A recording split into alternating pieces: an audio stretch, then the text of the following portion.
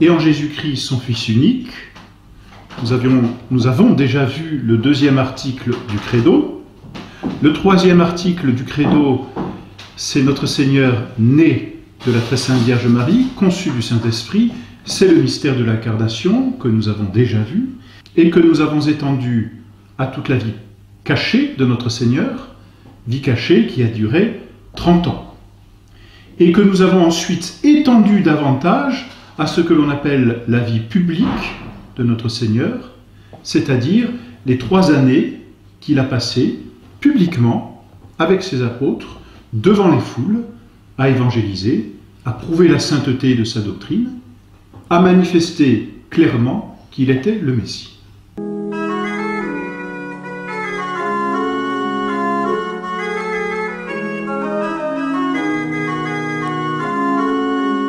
Après donc ces articles du Credo, nous passons maintenant au 4e article. 4e article du Credo qui nous enseigne que Jésus-Christ a souffert sous Ponce Pilate, est mort, a été enseveli. C'est ce 4e article qui nous présente le mystère de la rédemption. Dans le mystère de la rédemption, il y a 2 aspects à considérer et que nous considérerons successivement. Le premier aspect est assez long, mais très intéressant, c'est l'aspect historique. C'est-à-dire que dans ce mystère, nous apprendrons à voir ce que notre Seigneur a souffert et comment il l'a souffert. Ce sont les faits qui se sont déroulés principalement du dimanche des Rameaux jusqu'au dimanche de Pâques. Donc durant toute cette semaine que l'on appelle dans la vie liturgique la semaine sainte. Ça, c'est l'aspect historique. Mais en plus de cet aspect historique, il y a l'aspect que l'on peut dire théologique, c'est-à-dire le mystère à proprement parler de la rédemption. Qu'est-ce que ce mystère? En quoi consistent les vérités révélées de la rédemption? Avant même de passer à l'aspect historique de ce mystère de la rédemption, arrêtons-nous quelques instants, si vous voulez bien, sur les prophéties de l'Ancien Testament que notre Seigneur a réalisées durant ce mystère. Parce que notre Seigneur est le Messie, et il le dit, il l'affirme, et il le prouve, nous l'avons vu, par la sainteté de sa vie, par le côté merveilleux de son enseignement, et aussi par ses miracles. Mais notre Seigneur prouve aussi qu'il est le Messie par le fait qu'il réalise les prophéties. Et ça, les Juifs connaissaient très bien les Saintes Écritures de l'Ancien Testament. Ils connaissaient toutes ces prophéties. La preuve, souvenez-vous, c'est que quand les rois mages arrivent à Jérusalem pour avoir des nouvelles du Messie, Hérode n'a qu'à faire venir à lui les prêtres pour savoir où devait naître le Messie. Et ils le savent. Ils répondent à Bethléem. Donc les Juifs connaissent les prophéties. Si donc ils voient notre Seigneur réaliser les prophéties, ils se disent « mais c'est le Messie ». Voilà pourquoi il est important de s'arrêter sur les prophéties nombreuses qui jalonnent l'Ancien Testament et que notre Seigneur va réaliser durant sa passion. De telle sorte que les Juifs ne pouvaient pas ne pas savoir que notre Seigneur était le Messie attendu. De telle sorte donc que les Juifs, en refusant de voir que ces prophéties étaient réalisées, ces Juifs s'aveuglaient obstinément et volontairement. Alors ces prophéties sont répandues un peu partout dans l'Ancien Testament. Il y a tout d'abord les prophéties qui manifestent les circonstances de l'arrestation de notre Seigneur Jésus-Christ et même de ce qui précède la Passion.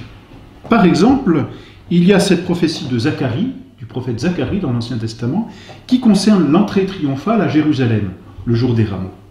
« Sois comblé d'allégresse, dit le texte, sois comblé d'allégresse, fille de Sion, pousse des cris de joie, fille de Jérusalem, voici que ton roi viendra à toi, juste et sauveur, lui-même pauvre, et monté sur une ânesse et sur le poulain de l'ânesse. » Et notre Seigneur va réaliser cette prophétie.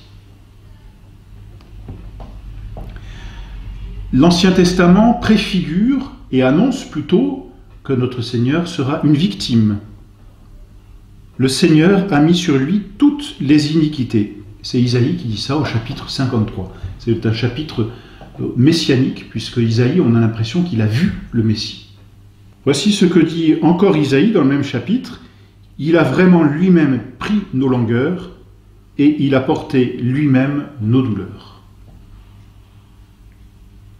Il y a aussi un psaume qui annonce par avance la trahison de Judas. L'homme de ma paix, dit le psaume, en qui je me suis confié et qui mangeait de mon pain, a fait éclater sa trahison contre moi. Et qui mangeait de mon pain, c'est-à-dire qui vivait avec moi. En latin, compagnon. C'est cela, manger à la même table, manger le même pain. C'est Judas. A fait éclater sa trahison contre moi. Et d'ailleurs, on trouve encore dans le prophète Zacharie, cette fois, cette autre prophétie qui concerne Judas. Ils pèseront ma récompense 30 pièces d'argent. Et il y a même cette prophétie, après la trahison de Judas, qui concerne l'achat du champ. Je pris les 30 pièces, dit toujours le prophète Zacharie, et je les jetai dans la maison du Seigneur au potier. C'est pour l'achat du champ.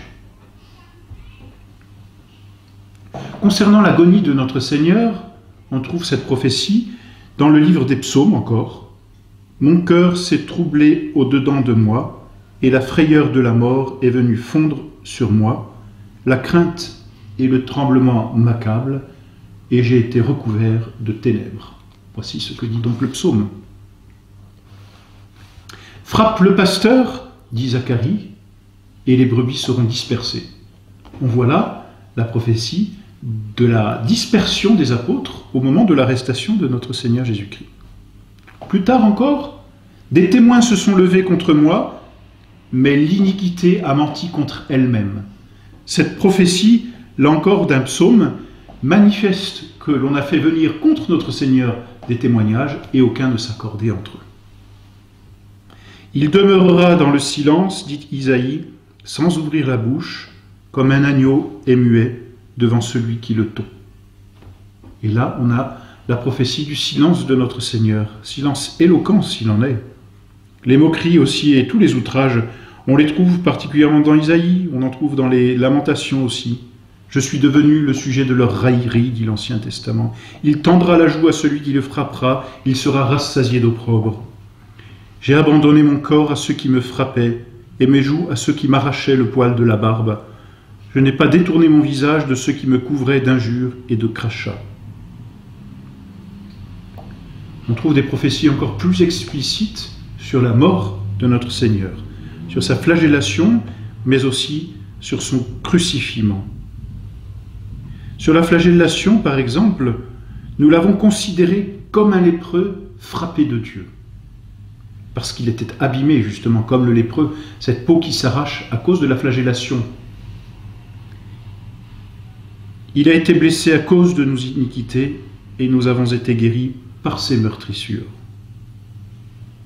Et puis alors le très célèbre psaume 21, celui qui nous décrit tellement bien la passion de notre Seigneur, et que notre Seigneur d'ailleurs entonnera sur la croix, on le verra. Ils ont percé mes mains et mes pieds, ils ont compté tous mes os. Alors compter tous mes os ici, cela veut dire ils n'ont brisé aucun de mes os. Et c'est ce qui s'est passé. J'ai été percé de ces plaies que j'ai reçues dans la maison de ceux qui m'aimaient. Il a livré son âme à la mort et il a été mis au nombre des scélérats parce qu'il a porté les péchés de plusieurs. Et puis le psaume 21 dit encore ailleurs, « Tous ceux qui m'ont vu se sont moqués de moi. Ils ont secoué la tête en disant, « Il a espéré au Seigneur qu'il le délivre, qu'il le sauve, puisqu'il l'aime. » Toujours le psaume, cette fois ça n'est plus le psaume 21, mais c'est un autre psaume qui annonce « Ils m'ont donné pour nourriture du ciel, et dans ma soif, ils m'ont abreuvé de vinaigre. » Ils se sont partagés mes vêtements, et cette fois c'est encore le psaume 21, et ils ont jeté le sort sur ma robe.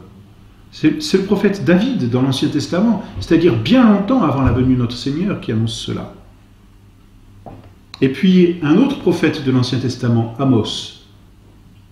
annonce les ténèbres qui vont se répandre sur la terre au moment de la mort de notre Seigneur. Et il arrivera en ce jour-là, dit le Seigneur, que le soleil se couchera en plein midi, et je ferai que la terre se couvrira de ténèbres lorsqu'elle devait être pleine de lumière. Mon Dieu, pourquoi m'avez-vous abandonné? C'est le début du psaume 21, c'est ce que notre Seigneur dira sur la croix. Voilà donc pour toutes ces prophéties qui annoncent le Messie de façon assez claire, surtout que les Juifs, voyant comment notre Seigneur mourait, ne pouvaient pas ne pas penser à toutes ces prophéties qui se réalisaient d'une seule fois, qui se réalisaient presque toutes dans le même instant, en tout cas dans l'espace de ces quelques heures qui ont été celles de la passion de notre Seigneur. Alors il est important de penser que quand notre Seigneur s'avance pour se faire arrêter, notre Seigneur lui pense à toutes ces prophéties qu'il réalise. Quand les Juifs s'avancent, eux, pour arrêter notre Seigneur, ils ne peuvent pas penser à toutes ces prophéties puisqu'ils arrêtent celui qui prétend être le Messie. Donc ils pensent au Messie et ils pensent à ces prophéties.